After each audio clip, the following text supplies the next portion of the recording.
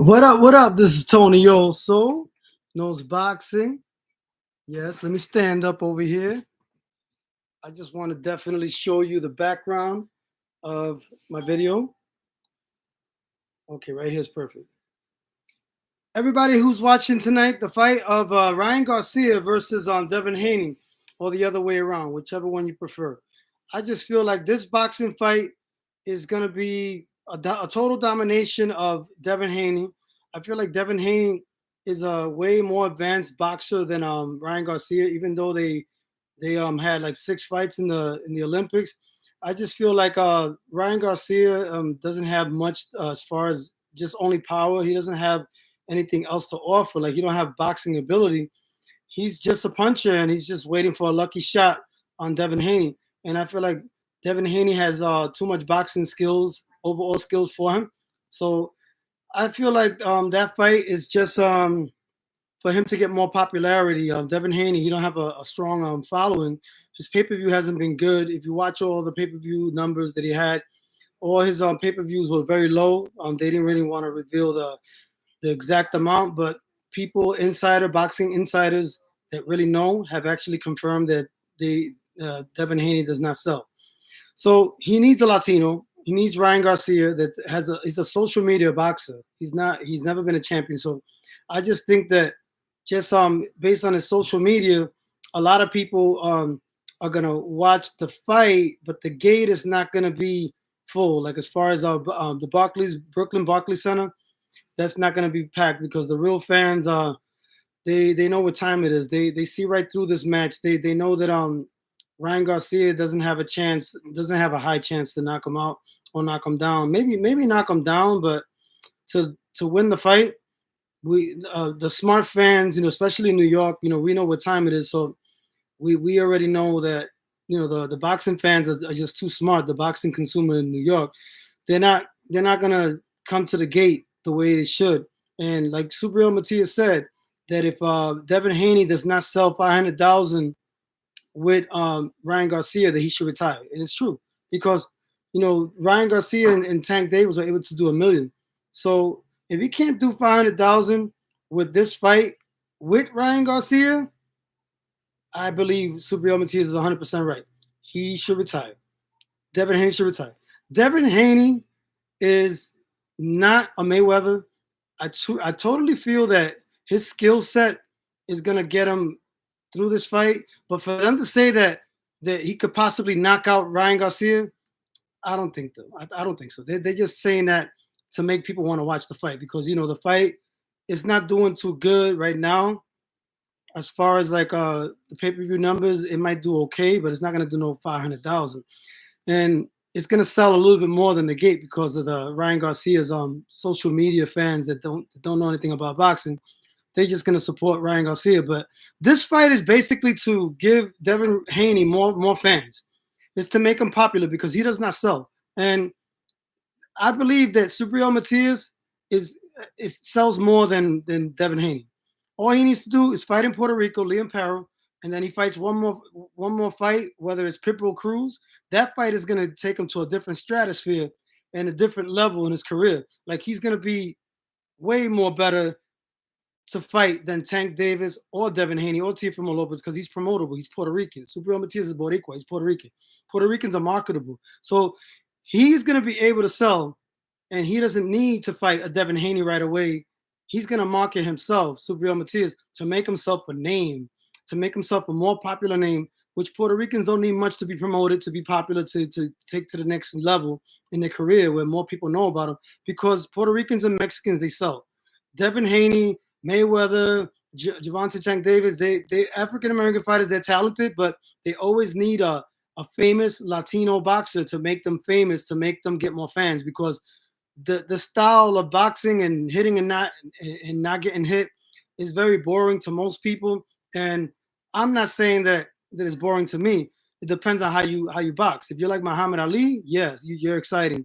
But most of these boxers now, they just box and hit and don't get hit, in all defense first mentality. It doesn't sell on pay-per-view. Latinos are the ones that they pay the big bucks for pay-per-view.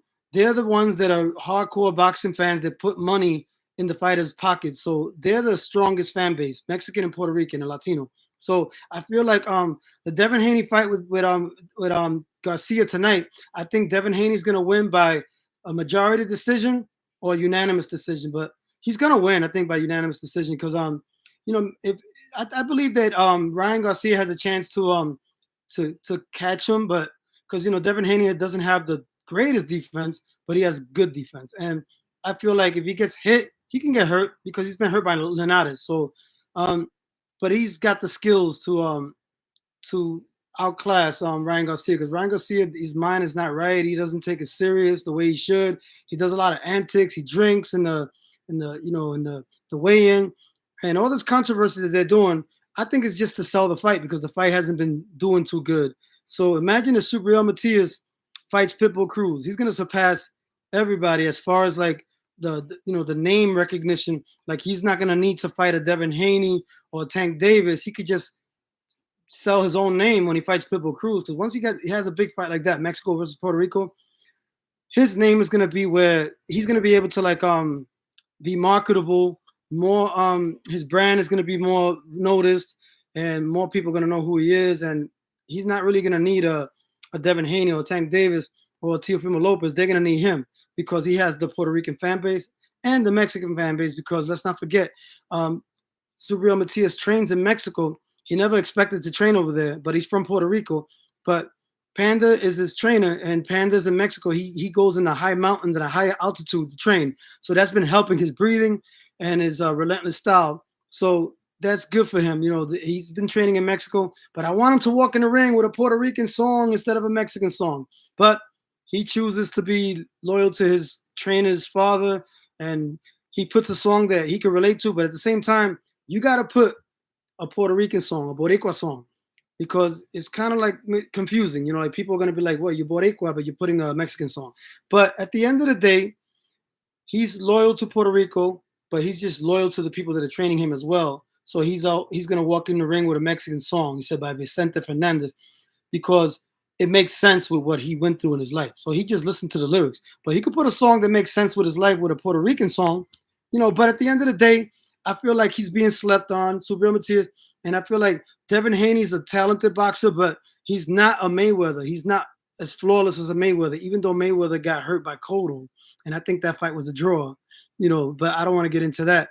But I feel like right now tonight is going to be a fight where everybody knows that, Ryan Garcia is going to get dominated. He's not mentally equipped he's just more of a type of boxer that, just tries to draw attention to the wrong things that has nothing to do with boxing. And that's the way he promotes. But if people feel like he's not really in a fight, they just feel like he's just promoting something that has nothing to do with boxing. So it doesn't get people excited. So people get excited when you make it about boxing. But when you make it about other things outside of boxing, it just doesn't make the people intrigued as they should. But I feel like Ryan Garcia is going to lose by unanimous decision, or he's going to lose by unanimous decision or split decision if Ryan Garcia gets lucky and lands, and he might be able to land on him, but will he knock him down or knock him out? There's a possibility that he could knock him down, but could he win the fight? No. Even with a knockdown, I feel like Ryan Garcia is going to lose, and I feel like you know Devin Haney has too much skills for him, but I feel like his chin is not the greatest, so there is a level of unexpected, of a surprise with Ryan Garcia. But I just feel like Subriel Matias is the king of that division, and his toughest fight will probably be Devin Haney. But I think that Devin Haney doesn't pose any threats as far as power or hurting Subriel Matias. That's for sure. I think Subriel Matias throws enough combinations, and he's very relentless. And I feel like his style is good enough to overwhelm Devin Haney, because Devin Haney has been overwhelmed in the past. Maybe he learned from his past fight, Linares. But if he's been hurt by Linares, and I feel like Subriel Matias is a lot more dangerous than Linares, and more equipped, faster, stronger, more powerful, and more relentless, more of a heart, more of a will. That's what I feel and I see. But at the end of the day, you guys enjoy this fight. I'm gonna watch the fight, but I'm also going to a concert, so I'll be back in time to watch the fight, and I'll give you my reactions to the fight too as well, so that way you guys could see what I think about the fight, the strategy, well, how good they will do against Subriel, Teofimo, and Pitbull Cruz. You know, Pitbull Cruz is the last one to come in. He eradicated the phony champion Rolly Romero, so I feel like that's a good thing for boxing. And I feel like Subriel Matias versus Pitbull Cruz is a Puerto Rico versus Mexico fight that is going to surpass everything. And then whoever wins that fight, which I think is Subriel Matias, but whoever wins that fight doesn't need Gervonta Tank Davis, doesn't need Devin Haney or Teofimo Lopez. They're going to need him. They're going to need him. Because the Puerto Rico versus Mexico rivalry, that's just going to bring Subriel Matias to another stratosphere in his career, another level. And that's the thing about Latinos. We're very marketable, and we don't really need to fight the so-called Devin Hayes, Gervonta Tank Davis. They actually need Latinos to build their brand, because that's how they get this. That's how they got big. That's how Mayweather got big, fighting De La Hoya. That's how Gervonta Tank Davis got bigger, by fighting Ryan Garcia. And then Devin Haney's doing the same thing. He's fighting Ryan Garcia. But they need Ryan Garcia's followers because he has more followers. Like that's they just doing it so they could get more followers. That's what it's really about. It's not a real championship fight, because Ryan Garcia never won a belt. He's not the top tier elite level. I don't know why De La Hoya promotes him like that. That's his boxer. That's why it's his boxer. He's the promoter. But he's not at that level. Ryan Garcia is not elite. He's never been a champion. I don't know why everybody makes it seem like the best is fighting the best just because Ryan Garcia is fighting Devin Haney. No, the popular is fighting the best, fighting one of the best. Devin Haney is one of the best. Right now, on paper, he's the best, but unofficially, Subriel Matias is going to surpass him, I think. It's a big possibility. Que viva Puerto Rico, boxing at its finest. Tony also knows boxing. Subscribe to my channel. One love.